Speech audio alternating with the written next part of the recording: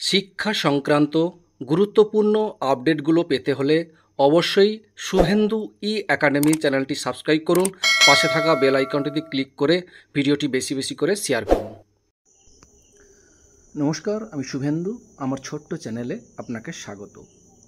সমস্ত কর্মরত শিক্ষক শিক্ষিকাদের ক্ষেত্রে টেট পাস বাধ্যতামূলক করার বিষয়ে সুপ্রিম কোর্ট থেকে একটা বড় সিদ্ধান্ত জানানো হয়েছে। কী সিদ্ধান্ত সেটাই আপনাদের সঙ্গে শেয়ার করতে চাই।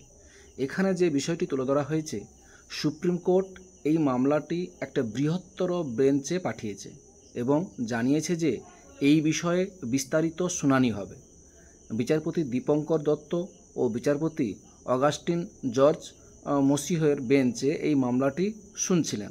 তারা বলেন, এই মামলায় একাধিক গুরুত্বপূর্ণ আইনি প্রশ্ন ও দিক রয়েছে, তাই তারা মামলাটি প্রধান বিচারপতির কাছে পাঠিয়েছেন, যাতে অন্য একই ধরনের মামলার সঙ্গে একত্রে শুনানি করা যায়।